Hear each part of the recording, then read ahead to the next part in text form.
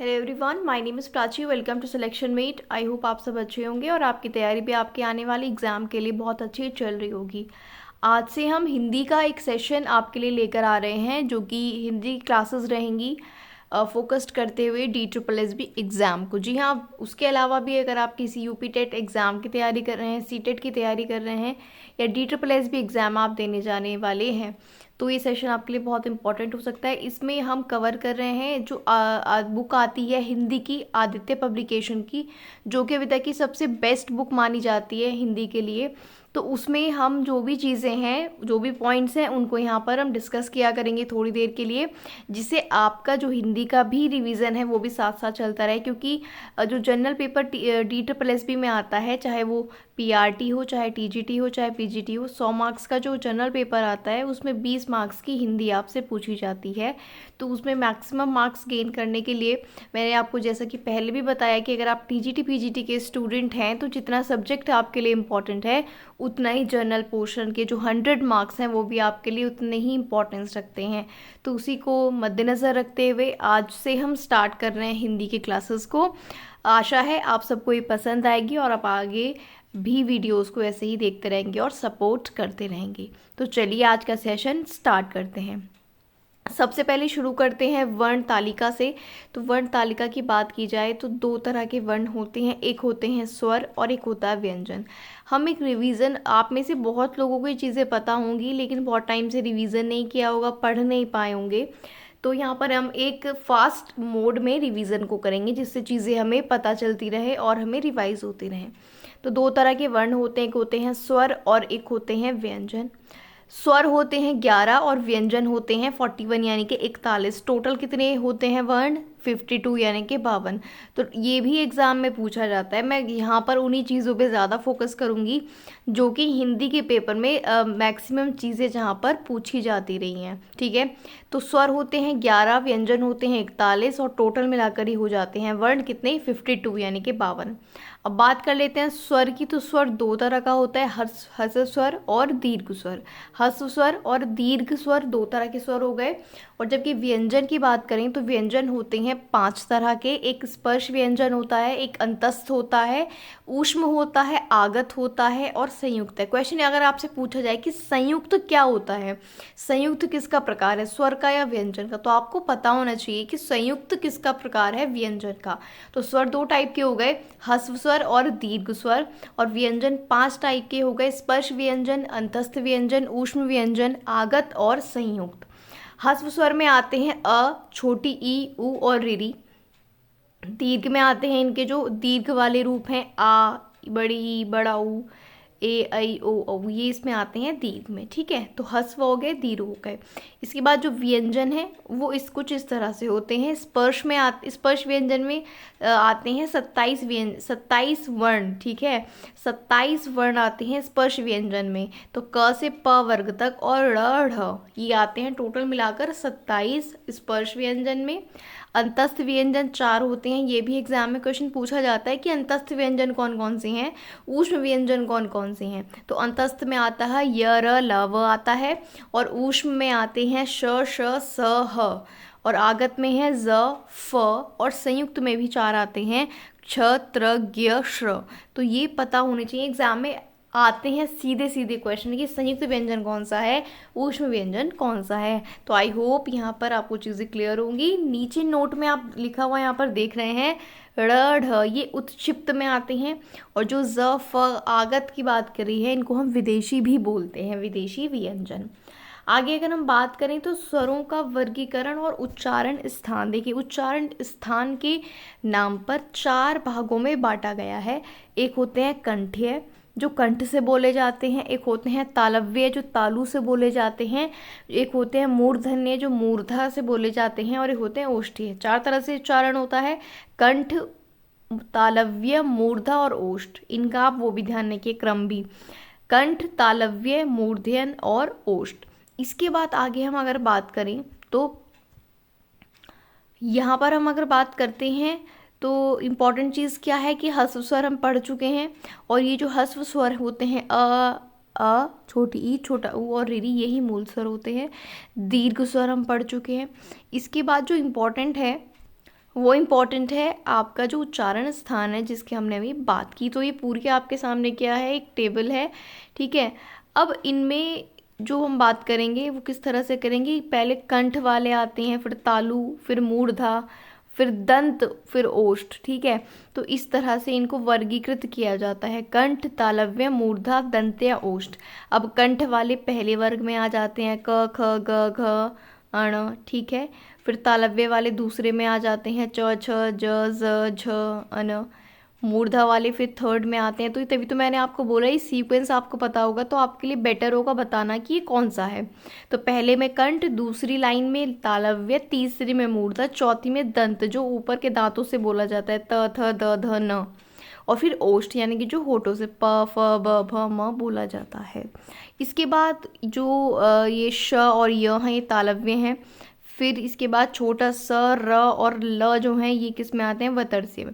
तो जो ये ऊपर वाले हैं ये आपके लिए बहुत ज़्यादा इंपॉर्टेंट है, कंठ वाले, तालव्य वाले, मूर्धा वाले, दंत और ओष्ठ, इनको आप याद रखिएगा, ठीक है, कि किस तरह बोले जाते हैं।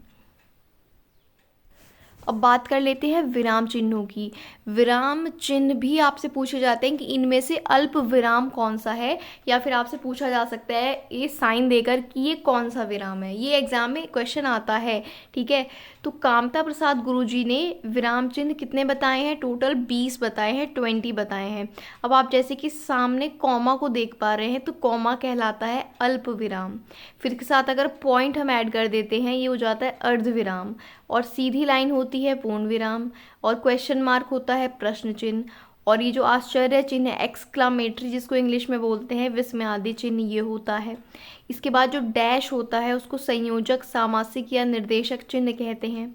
कोष्ठक 3 तरह के होते हैं जो आप सामने देख सकते हैं, अवतरण चिन्ह या उद्धरण चिन्ह, ये होता है जिसमें कॉमा खुला होता है और एक क्लोज होता है। इसके बाद उपविराम या अपूर्ण विराम होता है, डबल डॉट लगाकर जब हम बताते हैं। सभी इंपॉर्टेंट है, कोई भी आपसे एग्जाम में पूछा जा सकता है। तो अल्प विराम कॉमा हो जाता है, अर्ध विराम में पॉइंट के साथ कॉमा, पूर्ण विराम सीधा साइन होता है, प्रश्न चिन्ह होता है क्वेश्चन मार्क, आश्चर्य एक्सक्लामेटरी का होता है, आप सामने देख सकते हैं, डैश वाला संयोजक चिन्ह होता है, 3 तरह के कोष्ठक यानी कि ब्रैकेट साइन होते हैं। अवतरण चिन्ह में आपका जो कॉमा ओपन और क्लोज होता है वो होता है, उप विराम में डबल डॉट होता है। नीचे आ जाते हैं विवरण चिन्ह। विवरण जब हम किसी चीज़ को डिटेल में बताते हैं ना, तो विवरण चिन्ह में इस तरह 2 डॉट लगाकर सीधा डैश, ये विवरण चिन्ह में आ जाता है। पुनरुक्ति सूचक चिन्ह में इस तरह से डबल जो कॉमास होते हैं पुनरुक्ति सूचक होते हैं। लाघव चिन्ह कई बार पूछा जाता है तो इस तरह से 0 बना देते हैं, तो ये लाघव चिन्ह होता है। लोप चिन्ह क्या होता है आप देख सकते हैं, पॉइंट लगा कर या फिर प्लस प्लस प्लस करते हैं या डॉट डॉट डॉट डॉट, ये आ जाता है लोप चिन्ह में। पाद चिन्ह किसको कहा जाता है, एक छोटा डैश जिसमें होता है, छोटा डैश, ये पाद चिन्ह होता है। आगे मैं बात करूँ तो दीर्घ उच्चारण है ना, दीर्घ उच्चारण, जब किसी चीज़ के उच्चारण को आगे तक कंटिन्यू करते हैं तो ये साइन यूज़ करते हैं, ये दीर्घ उच्चारण चिन्ह होता है। पाद बिंदु किस तरह से होता है, इस तरह से ऊपर नीचे, डैश के ऊपर नीचे बिंदु। हंस पद यानी कि कुछ मिस हो जाए तो उसको ऊपर लिखते हैं तो इसको इस तरह से बोला जाता है हंस पद, ठीक है। तो ये आपको साइन जो है, विराम चिन्ह जो है आपको पता होने ज़रूरी हैं। अब इन्हीं पॉइंट्स पर बेस्ड क्वेश्चंस कर लेते हैं जो कि डिफरेंट एग्जाम्स में आए हुए हैं विद आंसर। तो इससे हमारा जो रिवीजन है और जो हमने पढ़ा है वो अच्छे से कंप्लीट हो जाएगा। हिंदी वर्णमाला में ऊष्म व्यंजन कौन से हैं, हमने भी बात की थी कि 4 ऊष्म व्यंजन होते हैं। पहला ऑप्शन देखिए, सही आंसर होगा श, श, स, ह, ये ऊष्म व्यंजन है। दूसरे क्वेश्चन को देखिएगा, हिंदी के जिन वर्णों का उच्चारण करते समय केवल श्वास का प्रयोग किया जाता है, केवल श्वास का प्रयोग तो जिन वर्णों का उच्चारण करते समय केवल सांस का प्रयोग होता है वो कहलाते हैं अघोष वर्ण, ठीक है। तो अघोष वर्ण 2 तरह के वर्ण हो जाते हैं, अघोष और सघोष। तो जिसमें केवल श्वास का प्रयोग होता है वो अघोष, और जिसमें कुछ और चीज़ें भी यूज़ होती हैं सांस के साथ साथ वो सघोष। जो पॉइंट्स छूट गए हैं वो हमारे क्वेश्चन में कवर हो जाएंगे। तो केवल श्वास का प्रयोग करते हैं कौन से उच्चारण में, में कौन से वर्णों के? अघोष के। इसके बाद पूछ रहा है य र ल व इन व्यंजनों को क्या कहते हैं? तो य र ल व व्यंजन कहलाते हैं अंतस्थ व्यंजन। ऑप्शन बी करेक्ट आंसर हो जाएगा। य र ल व क्या कहलाते हैं? अंतस्थ व्यंजन कहलाते हैं। ऑप्शन बी यहाँ पर करेक्ट हो जाएगा। नेक्स्ट क्वेश्चन पर चलते हैं। क्वेश्चन नंबर 4, निम्नलिखित में से ओष्ठ ध्वनि कौन सी है? यानी कि जो होठ से बोला जाए, तो इनमें से जो ऑप्शन डी है यानी कि फ। ठीक है, फ को आप देख सकते हैं, होठ का यूज़ होता है फ बोलने में। अच्छा, इनमें अच्छी बात यह है कि आप इनको बोलकर भी पता लगा सकते हैं कहाँ से स्वर बोले जा रहे हैं या कहाँ से ये जो वर्ण है बोले जा रहे हैं। तो ओष्ठ ध्वनि है फ, ऑप्शन डी। वोवल को हिंदी में कहते हैं स्वर। ये 5th क्वेश्चन आपका हो जाता है। 6th क्वेश्चन कहता है जिन शब्दों के अंत में अ आता है उन्हें क्या कहते हैं? तो जिन शब्दों के अंत में अ आता है उन्हें कहा जाता है अकारांत। अच्छा, हम ऐसा करेंगे कि हम जो क्वेश्चंस है सभी चैप्टर के, से वर्ण के क्वेश्चन हम आज कर रहे हैं, तो हम ऐसा कर लेते हैं कि हम क्वेश्चंस को ही कवर कर लेते हैं, तो हमारे जो सारे कॉन्सेप्ट हैं क्वेश्चंस में क्लियर हो जाएंगे। ठीक है, तो अगली वीडियो से हम क्या करेंगे, जो क्वेश्चंस हैं उनको ही कवर करेंगे चैप्टर वाइज। तो जिन शब्दों के अंत में अ आता है उन्हें कहा जाता है अकारांत। ऑप्शन डी करेक्ट हो जाएगा।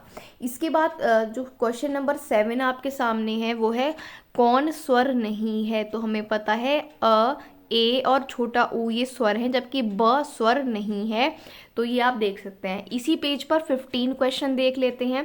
15 क्वेश्चन कहता है घोष वर्ण कौन सा है? अब इसके लिए एक बार हम टेबल पर चलते हैं, सघोष, अघोष और इसके लिए। ये टेबल बताना थोड़ा मिस हो गया था, आप समझिएगा। देखिए 5 वर्ग हैं इसमें, एक क वर्ग है, एक ख वर्ग है, एक ग वर्ग है, एक आपका क वर्ग, च वर्ग, ट वर्ग, त वर्ग और प वर्ग। ये तो कैसे हो गए? रो वाइज हो गए। कॉलम वाइज भी कितने हैं? 5 हैं। अब जो पहला है, ठीक है, पहला है और दूसरा है। पहले दूसरे तो अघोष है। सिर्फ अघोष और सघोष की बात मैं करूँगी, तो कॉलम की बात कर रही हूँ मैं, इस तरह से समझिएगा। ये 2 अघोष हैं और बाद के तीनों सघोष हैं। ठीक है, और यहाँ पर क्या होता है, पहले अल्प प्राण, फिर महाप्राण, अल्प प्राण, महाप्राण, अल्प प्राण। तो ये सिंपल है। ये जो देखिए, ये तो आपको याद होने ही चाहिए, क ख ग घ, फिर च छ छ छ, इसी फॉर्म में याद होने चाहिए, तो आपको ज़्यादा आसानी रहती है। आप एकदम से माइंड लगाते हैं कि हाँ ये उस कॉलम में, उस रो में, उस नंबर पर है। तो देखिए, पहला और दूसरा अघोष, बाकी तीनों सघोष। और अल्प प्राण से शुरू करते हैं एक एक करके, पहले अल्प प्राण, फिर महाप्राण, अल्प प्राण, महाप्राण, अल्प प्राण। और ये बाद वाले जो 5 होते हैं ना कॉलम में, ये क्या होते हैं? नासिक्य भी होते हैं, क्योंकि नाक में ये कुछ बोले जाते हैं, तो ये नासिक्य भी होते हैं, याद रखिएगा। अब चलते हैं क्वेश्चंस पर। तो हम 15 क्वेश्चन देख रहे थे कि कौन सा घोष वर्ण है। तो वो टेबल जब आपको लर्न हो जाएगी तो आप आराम से बता सकते हैं। मैंने बताया था आपको अघोष और सघोष, पहले 2 होते हैं अघोष और बाद के 3 घोष या सघोष, एक ही बात है। तो बाद के 3 कॉलम्स में म इसमें आएगा, तो म हो जाएगा सी ऑप्शन। 16 क्वेश्चन देखिएगा, निम्न में से एक वर्ण व्यंजन नहीं है। तो इनमें से व्यंजन कौन सा नहीं है? तो व्यंजन छोटा ऊ नहीं है, क्योंकि छोटा ऊ क्या है? स्वर है। तो ऑप्शन ए करेक्ट हो जाएगा। 17 क्वेश्चन, निम्नलिखित में से कौन सी ध्वनि ओष्ठ्य नहीं है? तो बोलकर भी आप देख सकते हैं। तो जो त है वो दंत्य है, यानी कि त ओष्ठ्य नहीं है। ऑप्शन डी करेक्ट हो जाएगा। स्पीड तेज इसलिए है क्योंकि ये सब आपने पहले कभी न कभी पढ़ा हुआ होगा, तो जिससे एक रिवीजन हो जाए और कम टाइम में ज़्यादा क्वेश्चन हम कर पाएँ। हिंदी भाषा में मूलतः वर्णों की संख्या हम पढ़ चुके हैं, 52 होती है, यानी कि 52 होती है। अब इधर लेफ्ट साइड में 8th क्वेश्चन पर आ जाइए। घोष वर्ण आपसे पूछ रहा है, घोष या सघोष एक ही बात है। तो ऑप्शन सी यानी कि द जो है वो क्या हो जाएगा? घोष वर्ण हो जाएगा। भाषा की सबसे छोटी इकाई कौन सी है? कई बार एग्जाम में क्वेश्चन पूछा जाता है। तो भाषा की सबसे छोटी इकाई है वर्ण, यानी कि अक्षर। याद रखेंगे, भाषा की सबसे छोटी इकाई वर्ण यानी कि अक्षर होता है। 10th क्वेश्चन में पूछ रहा है वर्णमाला किसे कहते हैं? तो व्यवस्थित वर्ण समूह को, खाली वर्ण समूह को नहीं, व्यवस्थित वर्ण समूह को हम वर्णमाला कहते हैं।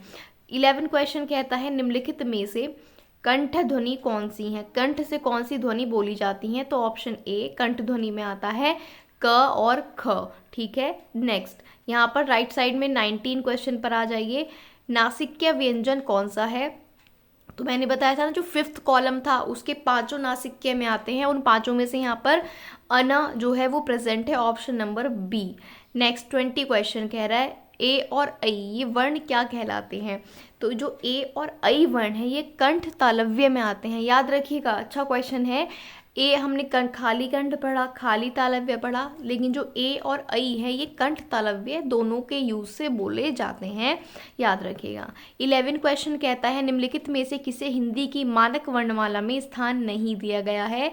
तो यहाँ पर ल क्र ड़ इनको दिया गया है, जबकि श्री जो सी ऑप्शन है उसको स्थान नहीं दिया गया है मानक वर्णमाला में। 22 क्वेश्चन कहता है निम्नलिखित शब्दों में से किस शब्द के द्वित्व व्यंजन है। तो जो द्वित्व व्यंजन जिसमें यूज हुआ है, डबल व्यंजन यूज हुआ है, वो दिल्ली में हुआ है, क्लियरली आप देख सकते हैं। लेफ्ट साइड में आ जाइए, कंठ ध्वनि कौन सी है। तो क ख ये हम देख चुके हैं। 12 क्वेश्चन पूछ रहा है उच्चारण स्थान के आधार पर मूर्धन्य व्यंजन आपको बताने हैं। तो जो मूर्धन्य है उसमें आ जाते हैं ड और ढ। हमने ऊपर टेबल में देखा है मूर्धन्य में कौन से आ जाएंगे, ड और ढ। राइट साइड 23 क्वेश्चन देखिएगा, श श स ह ये कौन से व्यंजन कहलाते हैं। तो ये कहलाते हैं ऊष्म संघर्षी। फिर से समझिएगा, बहुत बार ये क्वेश्चन एग्जाम में आया है। या फिर आपसे पूछे कि ऊष्म संघर्षी व्यंजन कौन से हैं, तो श श स ह ये कहलाते हैं ऊष्म संघर्षी व्यंजन। क्वेश्चन नंबर 13 देखिएगा, निम्नलिखित में से अल्प प्राण वर्ण कौन से हैं। तो पहला, तीसरा और 5वां कॉलम अल्प प्राण में था, हमने देखा था। तो यहाँ पर जो अल्प प्राण के वर्ण यहाँ पर हैं वो हैं क और ग, ठीक है, पहले से क और थर्ड कॉलम से ग, तो क और ग अल्प प्राण में आ जाएंगे। 14 क्वेश्चन, निम्नलिखित शब्दों में से नवीन विकसित ध्वनियाँ कौन सी हैं। तो जो ख और ग हैं, ख और ग इनको बोलेंगे क्योंकि इनके नीचे क्या है, बिंदु लगा हुआ है। तो ये जो होते हैं ये नवीन विकसित ध्वनियों में आते हैं। 24 क्वेश्चन देखिएगा, क्ष ध्वनि किस स्वर के अंतर्गत आती है। तो ये क्ष जो है ये संयुक्त वर्ण में आता है, 4 संयुक्त वर्ण होते हैं। नेक्स्ट क्वेश्चन 25 कहता है हिंदी शब्दकोश में क्ष का क्रम किस वर्ण के बाद आता है। अब बताओ, अगर आपको नहीं पता होगी वर्णमाला तो आप कैसे बताएंगे कि जो क्ष का क्रम है वो किस वर्ण के बाद आता है। तो वो क के बाद आता है, ठीक है। आज के लिए वीडियो में इतने ही क्वेश्चंस रखते हैं। अब कल के लिए हम जो है नेक्स्ट जो सेशन आएगा उसमें इसके जो बाकी क्वेश्चंस हैं उनको डिस्कस करेंगे, और फिर जो नेक्स्ट इसका चैप्टर है उसके भी क्वेश्चंस को डिस्कस करेंगे। उसके लिए आपकी सपोर्ट की बहुत ज़रूरत होगी। अगर आपको ऐसे ही सेशंस चाहिए जिसमें हम हिंदी को भी अच्छे से कवर कर पाएँ तो वीडियो को ज़्यादा से ज़्यादा शेयर ज़रूर करिएगा। अगर अच्छी लगी है वीडियो तो लाइक करिएगा, अभी तक सब्सक्राइब नहीं किया है तो सब्सक्राइब कर लीजिए। और साथ ही साथ TGT मैथ्स के लिए भी क्लासेस हमारे चैनल पर कंटिन्यू अपलोड हो रही हैं। तो अगर आप मैथ्स के एस्पिरेंट हैं, आप सब्जेक्ट मैथ्स है आपका, तो उसके लिए भी आप चैनल को फॉलो ज़रूर कर सकते हैं। मिलते हैं नेक्स्ट वीडियो में। Thank you for watching the video.